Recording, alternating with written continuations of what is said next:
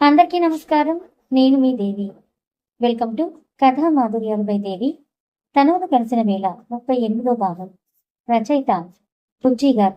మరి ఈ రోజు ఎపిసోడ్లో ఏం జరగబోతుందో చూసే ముందు కథకు ఒక లైక్ చేయండి, అదే వీడియోకి ఒక లైక్ చేయండి, అలాగే హైప్ ఇవ్వండి.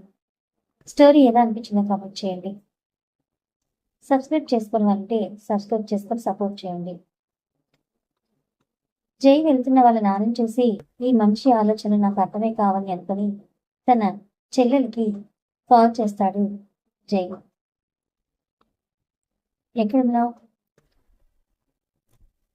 అన్నయ్య అని అంటుంది. ఎక్కడున్నారా అంటే అక్కడ ఉండలేక నేను సిటీకి వచ్చేసాను, నా ఫ్రెండ్ వాళ్ళ ఇంట్లో ఉన్నానని అంటుంది. ఫ్రెండ్ అంటే అని అంటాడు. నా ఫ్రెండ్ అని చెప్పాగా అంటుంది. ఏం చేస్తున్నావు వసుంధర నువ్వు అంటాడు. ఏం చేయాలని చూస్తున్నా అని తన ఎదురుగా ఉన్న తనుని చూస్తూ నేను మళ్ళీ మాట్లాడతాను కాల్ కట్ చేస్తుంది. వసుంధర ఎదురుగా తనియా ఉంటుంది. తనియాతో వసుంధర ఎల్లుండి రంజిత్కి ఇంకా ఆ మోడల్ పిల్లకి పెళ్ళని అంటే తను ఈ పెళ్లి జరగదని అంటుంది. జరగదు అంటే తను నేను జరగనివ్వను, రంజిత్ కడితే నా మెడలోనే తాళి కట్టాలి, లేకపోతే ఆ విందాన్ని నేను చంపేస్తా అని అంటే అది కాదు ఇప్పుడు నువ్వు చేయవలసింది, నీ కడుపులో ఉన్న బిడ్డకి రంజిత్ తండ్రి అని అందరికీ చెప్పే టైం ఇది అని అంటుంది. తను అంటే నీ ఉద్దేశం అంటే నీ బిడ్డకి తండ్రి అవుతూ తనని పెళ్లి చేసుకుంటున్న సింహవాసుపై నువ్వు కేసు ఫైల్ చేయి, వాళ్ళ ఫ్యామిలీకి ఉన్న వాల్యూ మొత్తం పోతుంది, వాళ్ళ బిజినెస్ ఇంకా వాళ్ళ కుటుంబంపై ఇలాంటి ఆరోపణలు వస్తే వాళ్ళే నీ ముందు తలవంచక తప్పదు. 28 సంవత్సరాల కింద నేను చేసింది అదే అని అంటుంది. తను అంటే మీరిప్పుడు అవన్నీ అవసరం కాదు కదా, పెళ్లి టైంకి అక్కడికి నువ్వు రావాలి, అందరి ముందు రంజిత్ గురించి నీ గురించి చెప్పి మీ మధ్యలో జరిగినవన్నీ కూడా అందరి ముందు చెప్పు. ఇంకా రంజిత్ వాడు ఒక పిచ్చోడు అని వాడికి అమ్మాయిల్ని వాడి వలలో వేసుకొని వాళ్ళ జీవితాన్ని నాశనం చేస్తాడని చెప్పని అంటుంది. తను ఇవన్నీ చేస్తుందా మరి? అసలు విందా రంజిత్ల పెళ్లి జరుగుతుందా లేదా? శక్తి ఇస్తున్న ముద్దుకి ఎలా రియాక్ట్ అవ్వాలో అర్థం కావడం లేదు.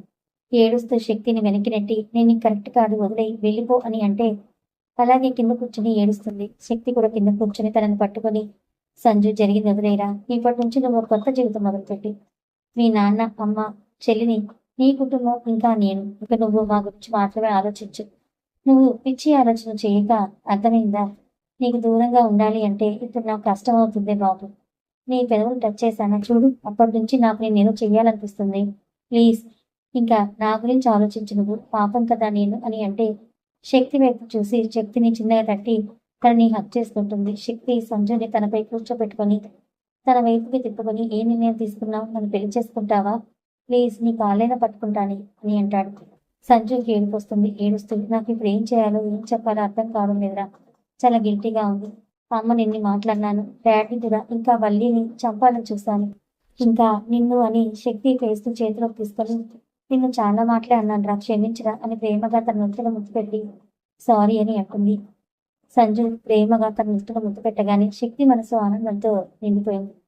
అలానే కళ్ళు మూసుకొని ఉంటాడు. శక్తి వైపు చూసి శక్తి అని పిలిస్తే కళ్ళు తెరిచి తన వైపు ప్రేమగా చూస్తాడు. కిందకు వెళ్దాం రా, ఆ వేదాన్ని ఆవిడని ఊరికే వదలకూడదు, ఇంకా ఆవిడతో రానా వల్ల మదర్ వసుంధర కూడా ఉంది కదా, ఇంకా ఎవరో జై అంట, ఆ శ్రవంతి కాల్ కూడా మాట్లాడుతుంది నీకు తెలుసు కదా అని వాళ్ళని వదలకూడదు, వాళ్ళ వెనక ఎవరున్నారో తెలుసుకోవాలని అంటే సంజు హెయిర్ వెనకది అంటూ అవన్నీ నేను రానా చూసుకుంటాం, కానీ మళ్ళీ కిందకు వెళ్తే అందరూ ఉంటారు, మళ్ళీ మేము బయటకు కూడా వెళ్ళాలి, ఎప్పుడు వస్తామో తెలియదు, అందుకే నాకు అని అంటే సంజుకి అర్థమై ప్రేమగా శక్తిని పట్టుకొని నీతో నా జీవితాన్ని కొత్తగా మొదలు పెట్టాలనుకుంటున్నాను, నీ భార్యగా, నీకు ఇష్టమైన నీ సంజనగా కుందన్ ఫ్యామిలీ బిడ్డగా, ఇప్పటి నుంచి నా జీవితం నేను, నా ప్రేమ అన్నీ నీకే. ఇవన్నీ తెలుసుకోవడంలో నేను లేట్ అయ్యాను, కానీ మీ అందరికీ నేను ప్రేమను పంచుతూ నీ ప్రేమని పొందుతాను. ఐ లవ్ యూ శక్తి, నీకు ఇది 15 సంవత్సరాల కింద చెప్పాల్సింది, బట్ ఇప్పుడు చెప్తున్నాను ప్రేమగా తనని కిస్ చేస్తుంది. ఆ ముద్దు శక్తి కూడా హ్యాపీగా ఫీల్ అయింది. తన ప్రియురాలు ఇస్తున్న ముద్దుకి జత కలిపి ఇద్దరి ప్రేమని, ఇద్దరి మధ్య దూరాన్ని ఇలా చెరిపి వేసుకుంటూ ఇద్దరు వాళ్ళ ఊపిరి భారం వెయ్యే వరకు వాళ్ళ పెదవుల్ని విడక అలానే ఉన్నారు. ఊపిరి భారం అవ్వగా దూరం జరిగి ప్రేమగా ఒకరినొకరు చూసుకుంటూ నవ్వుకొని ఒకరినొకరు గట్టిగా పట్టుకొని అలానే ఉన్నారు. సంజన శక్తితో అందరికీ నా మీద కోపంగా ఉంటుందా అని అంటే శక్తి ఇది నీ కుటుంబం సంజు, అందరికీ నీ మీద ప్రేమ ఉంటుంది కానీ కోపం ఉండదు అని రా వెళ్దాం, నువ్వు పెళ్లికి ఒప్పుకున్నావని తెలిస్తే అను అత్తయ్య హ్యాపీగా ఫీల్ అవుతుందిరా అని తన చేయి పట్టుకొని కిందకు వస్తారు. ఇద్దరిని అలా చూసి కింద ఉన్న అందరూ హ్యాపీగా ఫీల్ అయితే వేదాంత్, శ్రవంతి మాత్రం కోపంగా చూస్తూ ఉంటారు శక్తిని. సంజు, శక్తి ఇద్దరు అలా చేయి పట్టుకొని మెట్లు దిగుతూ వస్తూ ఉంటే అందరూ వాళ్ళని చూసి హ్యాపీగా ఫీల్ అవుతారు. రానాతో వెళ్ళి శక్తి గారు మా అక్కని బాగానే పడేశారు అని అంటే నోయవద్దు. మీ అక్క వాడికి 15 సంవత్సరాల కిందటే ప్రేమలో పడింది. ఆ రాక్షసి వల్లే వాళ్ళు ఇప్పుడు కలిశారు. లేకపోతే ఎప్పుడు ఇద్దరు అని అంటే చాలు కాకండి అని అంటే తన భార్యను చూస్తూ ఇప్పుడే ఇక్కడే నేను కిస్ చేయాలని ఉంది అంటే అంత పిచ్చా మీకు ఏమైనా ఉంటుందా అని అంటుంది. పల్లి వైపు చూసి నవ్వి ఓకే ఓకే కూల్ బంగారం అని తనకి దగ్గరగా జరిగి బుగ్గ మీద ఒక ముద్దు పెడతారు. అంటే అందరూ శక్తిని సంజయ్ని చూస్తున్నారు కదా అందుకే. కానీ రంజిత్ చూసి చూడు మీ చెల్లికి వాడందరి ముందు ముద్దెలా పెట్టాడు అని అంటే రంజిత్ వైపు చూసి సిగ్గులేదా అలా చూడొచ్చా అని ఉంటుంది. ఒసై నేను వాడిలా ఇప్పుడు ఇక్కడ ముద్దు పెట్టానా ఏంటి చూద్దాం కూడా తప్పేనా అని విందాన్ని తన వైపు తిప్పుకొని పెదవులపై ముద్దు పెట్టి ఏం తెలియని వాళ్ళ సైలెంట్ గా ఉంటాడు. విందా రంజిత్ ని కోపంగా చూస్తూ మీ అమ్మాయి బుగ్గ మీద పెట్టి సైలెంట్ గా పక్కకు కూర్చున్నాడు. నువ్వు వేగంగా అని మూతి తెచ్చుకొని ఎవరైనా చూస్తున్నారా అని అందరిని చూస్తుంటే ఎవరు చూడలేదులే బేబీ డౌన్ అని నవ్వుతాడు. రంజిత్ వైపు చూసి నువ్వు అసలు పోరా అని లేచి వస్తుగారి దగ్గరికి వెళ్తుంది. రాక్షసి అని అంటుంటాడు. మళ్ళీ కూడా రానా పక్కన కూర్చోలేక నీకు అసలు సిగ్గులేదు కొంచెం కూడా ఎవరైనా చూసుంటే అని లేచి అన్నగారి దగ్గరికి వెళ్తుంది. శక్తితో కలిసి వస్తున్న సంజుని కోపంగా చూస్తూ స్వీటీ అని అంటాడు వేదాంత్ గట్టిగా. శక్తి సంజుని ఇంకా తనకి దగ్గరగా జరుపుకొని కిందకొచ్చి అత్తయ్య మీ గుడ్ న్యూస్ అని వేదాంత్ని శ్రవంతిని చూస్తూ మీ కూతురు పెళ్లికి ఒప్పుకుందని చెప్తాడు. ఆ మాటకి అందరూ హ్యాపీగా ఫీల్ అయితే అను గారు సంజుని హక్ చేసుకుని అలానే ఉండిపోతుంది. సంజు కూడా అను గారిని గట్టిగా పట్టుకొని సారీ అమ్మా అని అంటుంది. సారీ చెప్పకురా తల్లి, బిడ్డ తల్లికి క్షమాపణ చెప్పడం ఏంట్రా వద్దని సంజు చేయి పట్టుకుని శక్తితో నీ జీవితాన్ని కొత్తగా మొదలుపెట్టు అని అంటే శక్తి వైపు ప్రేమగా చూస్తూ సరే అమ్మా అని అంటుంది. అప్పుడే వేదాంత్ వీడు సైలెంట్ గా ఉండొచ్చు కదా రక్తం కాల్చిన నోరు ఆవిడ వీడికి ఏ స్వీటీ నాతో బెడ్ షేర్ చేసుకుని వాడిని ఎలా పెళ్లి చేసుకుంటావు అని అంటున్న వాడి తలపై గట్టిగా పక్కనే ఉన్న ప్రభాస్తో కొడతాడు శక్తి. వాడి తల నుంచి రక్తం కారుతుంటే శక్తి అని పిలుస్తుంది సంజు. వాడిని వదిలేయని మాత్రం అనుకు అంటే నేనేమి వాడిని వదులు అని ఉండడం లేదు, నువ్వేనా అలా కొడితే మరి నా పగ నేనెలా తీర్చుకోవాలని వేదాంత్ దగ్గరికి వెళ్ళి వాడి జుట్టు పట్టుకొని ఎన్ని చెప్పావురా నాకు చిన్నప్పటి నుంచి మీరు చెప్పే కట్టుకదలని వింటూ నా కుటుంబానికి నేనే శత్రువు అయ్యేలా చేశారు కదా మీ ఇద్దరిని అస్సలు వదలను అని వేదాంత్ గారిని చెంపలపై కొడుతూ ఉంటే వాడి తలలో నుంచి కారుతున్న రక్తం సంజు చేతికి అంటుకుంటూ ఉంటే శక్తి వదిలే బంగారం వాడిని నేను చూసుకుంటాలే నువ్వు వెళ్ళి హ్యాండ్ వాష్ చేసుకోపో అని అంటాడు. సంజుని వెనుకకి లాగి వాడిని నేను చూసుకుంటాను నువ్వు హ్యాండ్ వాష్ చేసుకో అంటే మరి దానికి అని శ్రావంతిని చూపిస్తే ఇంకా ఫాస్ట్గా వచ్చి సందు ఇదిగో చీపురు అని చీపురు పట్టిస్తుంది. రంజిత్ అలానే చూస్తూ రేపు పాపం ఆ తన్ను కూడా నీ చేతుల్లో ఇలానే దెబ్బలు తింటుందేమో బంగారు అని నవ్వుతూ చూస్తాడు విందాని.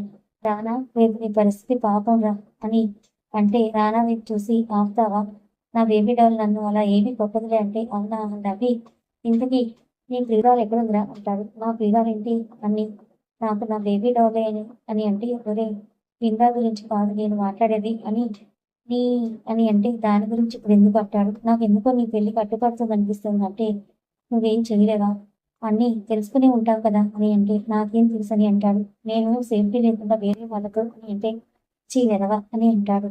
చీ ఏంట్రా అని రానా వైపు వస్తుంటే విందా చూసి వీడు అని రంజిత్ దగ్గరికి వచ్చి రానాతో ఏమైంది అని అంటే రానా నీ సైన్స్ గురించి మాట్లాడుకుంటున్నావు అంటే కోపంగా రంజిత్ వైపే చూస్తుంది. రంజిత్ రానా వైపు చూసి వీడు అని విందా ఒకసారి డ్రామా నేను మెడిసిన్ వేసుకోవాలి కదా రా నాతో అని అంటే అరే ఆగు మంచి సీన్ మిస్ అవుతా ఇప్పుడు సంజు శ్రవంతిని ఆ చేతులతో బాగుంది చూడాలి మంచి సీన్ మిస్ అవుతానని సంజు దగ్గరికి వెళ్ళి సంజు దాన్ని వదలక నీ కోపాన్ని మొత్తాన్ని తీర్చేసే అంటుంది.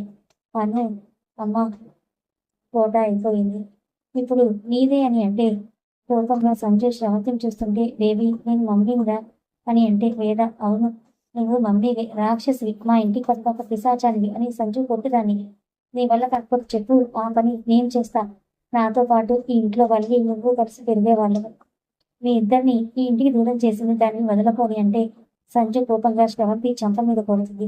ఆ దెబ్బ పాపం తల పెరిగిపోతుంది. బేబీ అని అంటే ఎవరు నీకు బేబీ రాక్షసివి నువ్వు నన్ను నా కుటుంబానికి దూరం చేసి మా అమ్మ నాన్నలకి నన్ను దూరం చేశావని ఆ చీపురుతో వాదులు బాగుతుంది. ఆ దెబ్బలకు బేబీ వద్దు వద్దు అని అంటూ ఉన్నాను. ఎవరు కూడా ఏమీ మాట్లాడరు. అందరికీ జాలి కూడా కలగదు. ఆ రాక్షసుడు శక్తి కూల్ బేబీ అని హలో అని చిటిక వేసి శ్రవంతి వైపు వేదాంత్ వైపు సంజుని పట్టుకుని తన భుజాల మీద చేయి వేసి, నా సంజుకి నాకు ఎల్లుండి మ్యారేజ్, మీరు బ్రతుకుంటే అప్పటి వరకు మా పెళ్ళి మీ కళ్ళతో చూడండి అలానే అని రానా వైపు చూసి నెక్స్ట్ ఏంటి రానా అని అంటే, రానా వాళ్ళ తాతయ్య ఈ ఫోటోకి ఏం వద్దు రానా, రేపు మార్నింగ్ వెళ్ళండి అని వినీత్ గారు చూస్తూ అంటూ ఉంటే, వినీత్ గారు లేదు పెదనాన్న, నేను వాడిని వదలను. మా అమ్మకి వాడి నుంచి విముక్తి కలిగించే వరకు నాకు మనశ్శాంతి ఉండదు అని అంటే, వీణా గారు మీరులా తొందరపడకండి. రాక్షస సంహారం రాత్రి జరగాలి. రేపు ఉదయం మీ అమ్మగారు వెలుగుని చూడాలి. అక్కడ పరిస్థితి ఏంటనేది మనకు తెలియాలి. వాళ్ళ బలహీనత అన్నీ తెలుసుకోవాలి. మీరు ఆవేశపడకండి ప్లీజ్.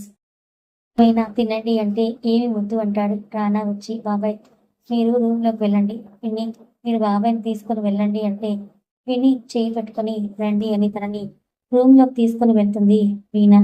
వీణా గారు వినీత్ ఇద్దరు పైన రూమ్లోకి వెళ్తారు. వెళ్ళగానే వినీత్ గారు వీణా గారిని పట్టుకొని చిన్నపిల్లాళ్ళ ఏడుస్తారు. వినీత్ అని వీణా ప్లీజ్ కంట్రోల్ యువర్ సెల్ఫ్ అని అంటే, ఎలా వీణా కంట్రోల్ చేసుకోగలను? ఆ రోజు మనం నైట్ వెళ్ళాం కదా, ఆ రోజు నాకు చిన్నపిల్లాడు ఏడుస్తూ వినిపిస్తుంటే నా భ్రమ అనుకున్నాను, కానీ అది నేనే. అలా మా అమ్మకి ఆ రాక్షసుడు దూరం చేశాడు నన్ను.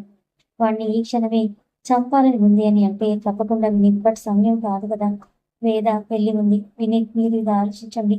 వేద పెళ్లి అనేసరికి వినీత్ గారు ఏమీ మాట్లాడలేకపోతారు. వీణ గారు వినీత్ గారు పైకి వెళ్ళాక రానా వాళ్ళ తాతయ్యతో మాట్లాడుతూ, తాతయ్య ఎల్లుండి మార్నింగ్ 3 జంటల పెళ్ళిళ్ళు, ఇప్పుడు ఇలా అంటే అదే ఆలోచిస్తున్నాను. అప్పుడే శర్మ గారు రావడంతో వచ్చావా శర్మ అని తనకి విషయం చెప్తే, రానా వైపు చూసి రంజిత్ వైపు చూసి, రానా ఈ పెళ్లి జరగాలి, పెళ్లి జరిగిన తర్వాతే మీరు మిగతావి చేయండి. ఇప్పుడు మీరు వాడిని ఏం చేసినా ఈ 3 జంటల మీద ప్రభావం పడుతుంది ముఖ్యంగా అని రంజిత్ వైపు చూస్తే బాధగా, రంజిత్ కి అనుభవం మళ్ళీ ఆగి 3 జంటల కలయిక జరిగిన తర్వాత మీ ఇంటి ఆడపిల్లల్ని ఈ ఊరు నుంచి పంపించి అప్పుడు మీరు ఆ సంహారం చేయాల్సి ఉంటుంది. వాడొక్కడే అని మీరు అనుకోకండి. వాడు ఒక్కడే కాదు, వాడి చుట్టూ వందల మంది ఉన్నారు. వాడిని మీరు ఎదుర్కోగలరు అనే నమ్మకం నాకుంది. కానీ రంజిత్ ఇక్కడ ఉండకూడదు అంటే, రానా వాడెందుకు ఉండకూడదు అంటాడు. రంజిత్ నేను ఎందుకు అని అంటే, నువ్వు ఇక్కడ వీళ్ళకి తోడుగా ఉంటే నీ భార్యను ఎవరు కాపాడతారు అని అంటాడు. రంజిత్కి అర్థం కాక రానా వైపు చూస్తూ ఉంటే, రానా శర్మ గారి వైపు చూసి ఏదో అర్థమై తన చూపుకి, నువ్వు ఇందాక తోడుగా ఉంది, అలానే అందరూ అక్కడే ఉంటారు కదా, అమ్మ విందా, వేద, వల్లి, సంజు కూడా. సో అని అంటే, శక్తి కూడా నీతో వస్తాడు, అలానే వేద్ కూడా అంటే, రానా వైపు చూస్తూ శక్తి మేము ముగ్గురు వెళ్ళడం ఏంట్రా నిన్ను విడిచి అని అంటే, శర్మ గారు తను ఒక్కడు చాలు ఇక్కడ అని అంటారు. శర్మ గారికి రానా మీద అంత నమ్మకం విశ్వాసం వాడొక్కడే అని మీరు అనుకోకండి. శర్మ గారికి రానా మీద అంత నమ్మకం విశ్వాసం ఎందుకో మరి. వేద్ రానా దగ్గరికి వచ్చి, బావా నేను వెళ్ళను, నీతోనే ఉంటాను అని అంటే, మీరందరూ పెళ్ళైన తెల్లారి వెళ్ళక తప్పదు అని అంటాడు. శర్మ గారు ఎల్లుండి వేకువజామున 4:10కి రంజిత్కి విన్నారు పెళ్లి, 4:30కి సంజుకి శక్తికి, 4:55కి వేదకి ముహూర్తం. ఆ టైంకి వాళ్ళ మెడలో మీరు 3 ముళ్ళు వేయాల్సిందే అని చెప్పి, మీ నలుగురు అని రానా వాళ్ళ తాతయ్య ఇంకా వల్లి వాళ్ళ తాతయ్యతో మీ ధర్మపత్నితో ఆ కాశీ విశ్వనాథన్ దర్శనం కోసం ఎల్లుండి రాత్రి ప్రయాణం. ఈ ప్రయాణానికి మీకు తోడుగా నేను భైరవ వస్తామని చెప్తాడు. అందరూ వెళ్ళిపోతే రానా వినీత్ గారు అలా కొంతమందిని ఎదుర్కొంటారని అంటాడు రంజిత్. మీ అన్న బలం మీకు తెలియదా అని అంటూ, ఇక వినీత్ అసలు ఎవరి కొడుకు తన రక్తంలోనే ఉంది, తన పౌరుషం ఎవరిని కూడా వదలరు ఆ ఇద్దరు. మీరు వాళ్ళ గురించి ఆలోచించకండి. రేపు ఉదయం పిల్లలందరికీ పసుపు స్నానం చేయించండి. రేపు సాయంత్రం మణికంఠ దర్శనం చేసుకుని ఒక నిద్రపోయి మీరందరూ పెళ్లి పనులు చూసుకోండి.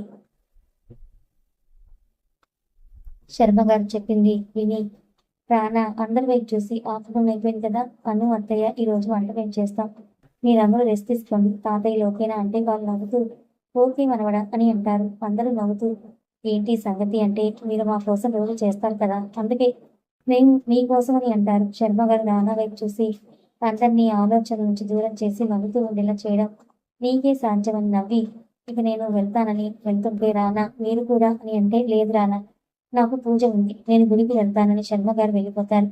ఆడవాళ్ళందరూ మీ వల్ల కాదు, మీరు రెస్ట్ తీసుకొని మేము చేస్తామంటే కుదరదని వేద మావయ్యని పిలుపు అని అంటే, వేద వినీత్ గారిని కూడా తీసుకుని వస్తుంది. అందరూ ఆడవాళ్ళు కూర్చొని మగవాళ్ళు అందరూ వంట రూమ్లోకి వెళ్తారు. అను గారు, వసుధ గారు, వల్లి నానమ్మ, రానా నానమ్మ, వీణ గారు, మాధురి గారు, వింద, వేదు, సంజు. ఇక మన మహావీరులు మను గారు, అభినవ్ గారు, వల్లి తాతయ్య, రానా వాళ్ళ తాతయ్య, వినీత్ గారు, అభిదీప్ గారు, రంజిత్, పేరు, శక్తి వీళ్ళందరూ వంట రూమ్లో ఉంటారు. స్రవంతిని, వేదాన్ని వాళ్ళ పెంట్ హౌస్కి వాళ్ళని షిఫ్ట్ చేసి వాళ్ళ కాపలాగా మనుషులు పెడతారు. ఇక అందరూ వాళ్ళకు వచ్చిన విధంగా వంటలు చేస్తారు. వినీత్ గారు బ్యాచులర్ లైఫ్ జీవించారు కదా, తనకి వంటలు చేయడం బాగా వచ్చు. శక్తి కూడా ఒంటరిగా ఉన్నాడు కాబట్టి తనకి వచ్చు. రానా ఆల్రౌండర్ కదా, తనకు అన్ని విషయాల్లోనూ పరిజ్ఞానం ఉంది. రంజిత్కి ఏమో చైనీస్ బాగా వచ్చు, అంటే బాబు ఎక్కువగా ఫాస్ట్ ఫుడ్ తింటాడు కదా, మరి అలా. ఇక మను గారికి కటింగ్ పని అన్నమాట, తను చక్కగా కూరగాయలు తరుగుతున్నాడు. అనుదీప్ కూడా మాధురి గారికి హెల్ప్ చేసేవాడు కదా. ఇంకా వస్త గారి కోసం అభినవ్ గారు స్వీట్ చేస్తున్నారు. తాతయ్య ఇద్దరు వాళ్ళకి వచ్చిన చిన్నప్పటి రుచిగా పాయసం ఇంకా పులిహోర చేస్తున్నారు. ఆడవాళ్ళందరూ వంటల నుంచి వస్తున్న స్మైల్ కి అబ్బా ఎంత బాగుంది వాసనని, ఇలా ఉంటే రుచులు ఎలా ఉంటాయో అని అనుకొని అటుగా చూస్తున్నారు. సంజు ఒకవైపు వల్లి, ఒకవైపు అను గారిద్దరూ తన చేయి పట్టుకొని కూర్చున్నారు. సంజు అను గారి భుజంపై తల వాల్చి తన చేతికి పట్టుకొని అలాగే ఉంది. వల్లి తన అక్కని చూస్తూ తన చేతిలో చేయి కలిపి తన భుజంపై వాలింది. వాళ్ళ ముగ్గురిని ఎవరూ డిస్టర్బ్ చేయలేదు. వాళ్ళ మధ్య మాటలు కాదు, ఇప్పుడు వాళ్ళ మనసులో ఉన్న బాధని వాళ్ళు ఇలా మౌనంగా చూపించుకుంటున్నారు. అలా ఒక 2 గంటల తర్వాత డైనింగ్ టేబుల్ దగ్గర అన్ని అమర్చి ఆడవాళ్ళని పిలిచారు. అప్పుడు అందరూ అక్కడికి వచ్చి చూసి ఇన్ని రకాల అని అనుకుని వాళ్ళ పతిదేవులని, కాబోయే పతులను చూస్తూ హ్యాపీగా ఫీల్ అవుతారు. తాతయ్యలిద్దరూ ఈ రోజు మన భార్యామణులకు, కాబోయే భార్యామణులకు కూడా మనమే తినిపించాలి, మనమే చేశాం కదా, మన చేతితో మనమే పెట్టాలి అంటే రంజిత్, తాతయ్యలు మీరు కూడా అరే అని అంటూ ఉంటే రానా రంజిత్తో ఆపుతావా అని అంటే రానా వైపు చూసి పోరా అని అంటాడు. అందరూ నవ్వుకొని వాళ్ళ పతుల పక్కన సెటిల్ అవుతారు. అందరూ హ్యాపీగా ఉన్నారు. ఇలానే ఉండాలి. మరి పెళ్ళయ్యే వరకు ఏమీ జరగకూడదు కదా. అందరూ అందరూ వాళ్ళ భర్తల దగ్గర, ఇంకా కాబోయే భర్తల దగ్గర కూర్చుంటారు. మా అమ్మ తాతయ్యలు ఒక సైడ్, అంకుల్స్ ఇంకా ఆంటీస్ మరో సైడ్, ఇక మన కుర్ర బ్యాచ్ మొత్తం ఒక సైడ్. అభినవ్ గారు, వసుధ గారు, అభిదీప్ గారు, మాధురి గారు వసుంధరని ఫ్యామిలీలో కలుపుకోవడమే మానేశారు. అదైనా తానియాతో కుమ్మక్కయ్యి ఏదో చేద్దామని ప్లాన్స్ చేస్తోంది పాపం. వినీత్ గారు, వీణ గారు, వాసు గారు నిజంగానే పోయాడా? పోతేనే బాగుంటుందిలే, వీణా గారు హ్యాపీగా ఉంటారు కదా. ఇకపోతే లవ్లీ పేరు మను గారు, అను గారు చలం లేకుండా ఇన్ని సంవత్సరాలు ఉండడం వల్ల మను గారు చాలా మిస్ అయ్యారు కదా అను గారిని. అందుకే తనకి ఇష్టమైన స్వీట్ ని రవ్వకేసరి చేశారు. ఇకపోతే మన డార్లింగ్ రంజిత్ విందా కోసం ఫాస్ట్ ఫుడ్ చేశాడు. బాబు మొత్తం ఉంది ఫారిన్ కంట్రీలో కదా, సో బాబు విందా కోసం చాలా స్పైసీగా ఇంకా సలాడ్ కూడా చేశాడు. ఇకపోతే మన హీరో రానా కూడా తన ఏంజల్ కోసం తనకి ఇష్టమైన తెలుగు వంటకం గుత్తి వంకాయ ఫ్రై ఇంకా రసం పెట్టి తన కోసం చక్కెర పొంగలి కూడా చేశాడు. ఇకపోతే ఇప్పుడే వచ్చి మీ అందరి హృదయాలు దోచుకున్న శక్తి తను కాలేజ్ టైంలో తన లంచ్ కోసం చేసుకొని పోయి అటుకుల ఉప్మాని సంజు ఇష్టంగా తినేది. సో శక్తి అటుకుల ఉప్మా ఇంకా తనకి నచ్చిన ఆలు ఫ్రై కూడా చేశాడు. ఇక నాన్ వెజ్ తక్కువ, ఎప్పుడో ఒకసారి మన వాళ్ళు సాత్వికంగా ఉంటారు కదా, అసలే మణికంఠ పూజ చేస్తున్నారు, మళ్ళీ పెళ్లి కూడా ఉంది కదా, so no non veg, only sweets and veg food అనమాట. ఇకపోతే మన వేద కోసం కేక్ ప్రిపేర్ చేశారు. ఎగ్లెస్ అందరూ తినేలా, ఇంకా చాక్లెట్స్తో ఐస్ క్రీమ్ కూడా. మనం కూడా వెళ్దామా? ట్రెడిషనల్ ఫుడ్ ఇంకా స్వీట్స్ ఇంకా ఐస్ క్రీమ్, కేక్ ఇంకా సలాడ్ కూడా ఉంది. చాలా లక్కీ కదా మన స్టోరీలో ఆడవాళ్ళు. భర్తలా కాదు, వాళ్ళని పాపలా చూస్తున్నారు. అందరూ వాళ్ళ భార్యలకి వాళ్ళు చేసిన వంటల్ని రుచి చూపిస్తూ తినిపిస్తూ ఉంటారు. బామ్మలు ఇద్దరు నిండైన వాళ్ళ కుటుంబాన్ని చూసి వాళ్ళ పెంపకానికి గర్వపడతారు. తాతయ్యలు ఇద్దరు వాళ్ళ కొడుకులు కోడళ్ళు మనవరాళ్ళు మనవలను చూస్తూ చల్లగా ఉండాలి మీరెప్పుడు అని అనుకుంటారు. ఇక మాధురి గారు ఎప్పుడు ఒంటరిగానే ఉండేవారు. అభి గారు తను ఆఫీస్ అయ్యాక నైట్ కొంచెం సేపు ఉండి వెళ్ళేవారు, కానీ ఇప్పుడు తాను ఈ ఇంటి కోడలుగా అందరి మధ్య తనకి ప్రాణమైన అభి గారు తినిపిస్తూ ఉంటే తింటూ తన కళ్ళల్లో ఆనంద బాష్పాలు వస్తూ ఉంటాయి. అభి గారు ప్రేమగా వాటిని తుడిచి కళ్ళతోనే వద్దని అంటూ ప్రేమగా తినిపిస్తూ ఉంటే అభి గారి వైపు ప్రేమగా చూస్తూ తింటుంటుంది. వీణ గారు వినీత్ గారి ప్రేమను పూర్తిగా అనుభవిస్తుంది. వినీత్ గారి మనసులో ఇప్పుడు బాధ ఉన్నా కానీ వీణ గారి మొహంలో ఆనందం కోసం తాను తనకి ప్రేమగా తినిపిస్తూ తన వైపు ప్రేమగా చూస్తూ ఉంటారు. ఇకపోతే వసుధ గారు, అభినవ్ గారు ఇద్దరు రంజిత్ విషయంలో ఎప్పుడు వాళ్ళ మధ్యలో గొడవలు, ఇంట్లో ఒంటరిగానే ఉంటూ వసుధ గారు రంజిత్ కోసం ఆలోచిస్తూ పాపం తను అలానే ఉండేది. ఇక అభి గారు అన్ని ఒక్కరే చూసుకుంటూ వర్క్ విషయంలో ఎక్కువ స్ట్రెస్ ఫీల్ అయ్యేవారు. ఇంటికి ఎప్పటికో నైట్కి వచ్చి ఒక్కోసారి తినకుండా అక్కడ అలానే పడుకునేవారు. ఇప్పుడు రంజిత్ మీద ఒక నమ్మకం వచ్చింది. ఇక తన బాధ్యత రంజిత్ కప్పచెప్పి వస్త గారితో టైం స్పెండ్ చేయాలని తను మిస్ అయిన టైంని ఇప్పుడు మొత్తం తనతోనే ఉండేలా ప్లాన్ చేసుకుంటున్నారు రంజిత్ వాళ్ళ డాడీ. కథ కొనసాగుతుంది. మరి ఈ కథలో ఈ పాటకు కొంతమంది బోర్ కొట్టచ్చు, కానీ ఒక భార్య భర్త నుంచి కోరుకునేది కొంచెం ప్రేమ, కొంచెం సమయం, అంతే కదా. మరి మీకు ఎలా అనిపించిందో తప్పకుండా కామెంట్ చేయండి. కథ నచ్చితే లైక్ చేయండి, సబ్స్క్రైబ్ చేసుకోండి. Thank you so much for watching.